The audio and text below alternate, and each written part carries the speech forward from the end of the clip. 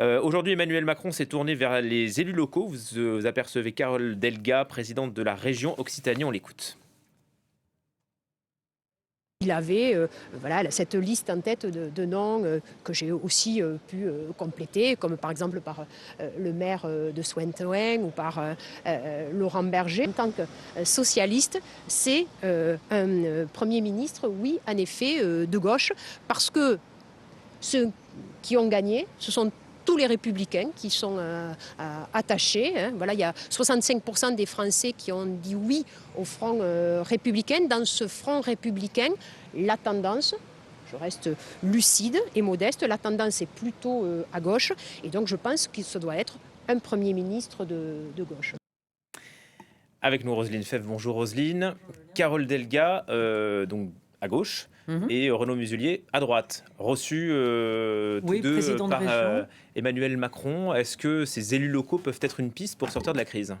Oui, ça fait partie de la possibilité, hein. Donc Emmanuel Macron consulte, comme vous l'avez vu depuis quelques jours, à tout va, et ce n'est pas à écarter la possibilité soit d'un élu local. Alors on avait parlé de Karim Bouamran, maire de Saint-Ouen, qui cet été a un peu feuilletonné.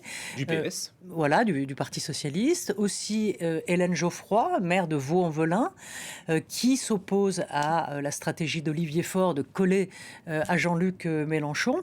Donc Emmanuel Macron les reçoit pour ne pas subir la critique, une fois de plus, qu'il n'écoute personne et qu'il écoute les uns et les autres. Alors est-ce qu'il propose des noms? Est-ce qu'il écoute?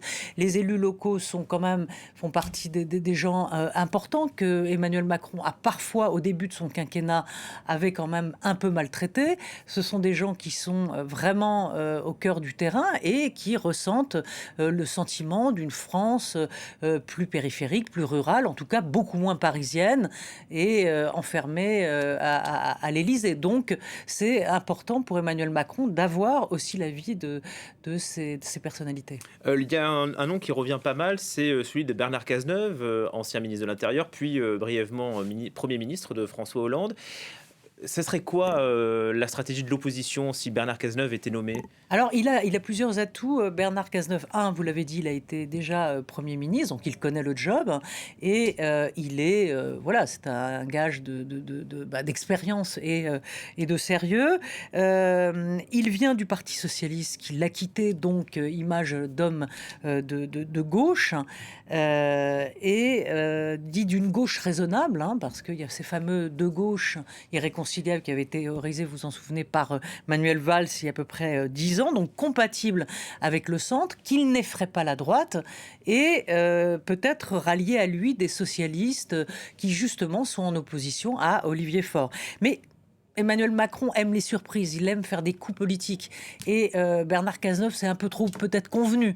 Et, Trop annoncé, quoi. Trop annoncé, mais qu'importe, hein, c'est quand même... là, ce qui se joue, c'est la solidité de l'équipage. C'est ce qu'il faut privilégier par gros temps. Donc peut-être... Mais par exemple, le Rassemblement national dirait quoi? Est-ce qu'il censurerait, par exemple... Alors, c'est toute la question. Vous avez raison. Le Rassemblement national a de poser la question, parce que le Rassemblement national a dit que la ligne rouge, c'était effectivement la France insoumise et un gouvernement de ministres insoumis au gouvernement. Mais je pense que le Rassemblement national veut, une fois de plus, s'octroyer, a compris qu'il avait... eu des problèmes de personnes qui, pendant les législatives, hein, que les élus ou ceux qui se présentaient n'étaient pas toujours très cortiqués intellectuellement et qu'il manquait de personnalité. Donc ils ont compris qu'ils ne pourraient pas gagner pour l'instant et peut-être rentrer plutôt dans une sorte de considération de respectabilité, de continuer la fameuse stratégie de la cravate qui était: on est sage, on ne dit pas grand-chose et on se montre responsable. Donc peut-être ne pas sauter aussi vite sur l'idée de la censure. D'ailleurs, c'est ce qu'a un peu dit Marine Le Pen. Elle a parlé d'un chaos, mais elle attend de voir, comme tout le monde, est-ce que justement ils se montreront responsables, notamment sur le budget? Où s'opposeront-ils dans la radicalité comme le fait la France insoumise? C'est toute la question. Vous parliez tout à l'heure des gauches irréconciliables, hein, expression de Manuel Valls. Est-ce que la guéguerre entre les différents courants du Parti socialiste va reprendre de plus belle à l'occasion des, Oui, des universités d'été? on va dire que c'est l'histoire du Parti socialiste depuis de longues décennies, hein. Ce sont les querelles byzantines avec les motions, les coups tordus, les votes, les coups de Trafalgar. On se souvient du fameux congrès de Rennes. Donc l'histoire de la gauche est jalonnée de ces fameux congrès socialistes. Aujourd'hui, il y a deux courants qui contestent la stratégie d'Olivier Faure, hein, fortement critiquée pour être justement trop alignée sur la France insoumise. Et Jean-Luc Mélenchon, d'ailleurs François Hollande, dans une interview au Point, le traite de fardeau, hein, Jean-Luc Mélenchon.